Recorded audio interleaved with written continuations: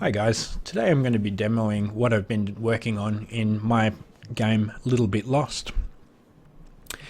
If you're not up to speed already, Little Bit Lost is going to tell the tale of a science experiment gone wrong with a lab explosion that results in unexpected outcomes, with the main character, yourself, being a scientist, waking to realize that he is now no more than a centimeter or two tall, and having to survive in a world where everything is a major threat.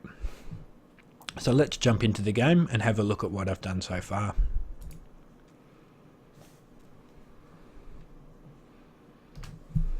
Okay, we've loaded into the world. As you can see, there's a fair bit going on. You can As we gaze around the scene, you can see there's lots of different objects, and we've got quite a pretty looking world. Bit of a gentle breeze passing through and giving the grass a bit of a natural sway. So we're running at about 55 to 60 frames a second solid here. Now as I run, the world will load dynamically, and you'll notice that frame rate stays pretty consistent. I'm very happy with the world generation at the moment. I do intend to implement quite a few optimizations in the future, but for now I'm satisfied that this is very playable. So as we're running through the world, we can see some of the other terrain elements like the rocks and the newly added bindi. A bit of a dried up bindi there that will eventually cause the character damage if he was to run into them accidentally, or maybe the character can use it as a form of defense to protect his base from the creatures that may be lurking in this little world. Now, looking at the terrain, you'll notice that there's quite a few different textures of terrain. At the moment, I've applied an arbitrary algorithm that basically layers different types of voxel together. A big part of this was I wanted to see how they worked together, and it was also part of testing a customized shader I did, where I blend together the materials to give a more natural and seamless environment. And this world is created on a voxel world, and it is destructible. So if we were to crouch down and start punching away at the world, you'll notice that the voxels drop and we clear the way. Now it seems that I'm quite powerful and can just whack my way through anything. I intend to make this not the case as the game further develops, and add levels of hit points to these areas that a player must knock down enough of before he can continue. Being a voxel world not only makes it destructible, but also makes it creatable.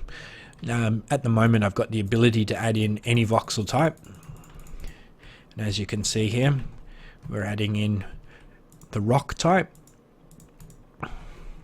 I can then go and add the dirt type, and again we get that very natural sort of blending that I've talked about. Bit of a physics bug there, one that no doubt I will fix in time. Now, one of the other areas I've added recently was the HUD compass. I really wanted to add this compass because for me, troubleshooting world loading was very important. So we could go from this and head due south. We've made all these changes to the world, and I've added the ability for those changes to be persistent. So if we reach far enough away, which I think is probably far enough now, we can turn around, run back in a northerly direction, and we should be able to find that the same changes, even though they should have unloaded from the world generation, will still have persisted as they've been serialized. Oh, and there they are. So not only just have I got the smooth marching cube style voxel terrain, I also wanted to add in the ability for the player to eventually build structures for protection and shelter. And one of those structures obviously would be cubic style blocks, and those are now implemented in the game, and you can build structures using these cubic blocks to whatever you desire. Now, much as Minecraft is a great game, it's something that didn't appeal to me in its aesthetic. I really was looking to do a game where things looked a lot more natural in their design. So when I did add these cubic voxels in, I felt that they added an element of Minecraft's aesthetic that I was really trying to avoid. So I needed to take it to another level and introduce different styles of cubic voxels. I now have the sloped cubic voxel enabled as well, which is the rotation direction is changeable, and the world understands how to generate those sloped cubic voxels.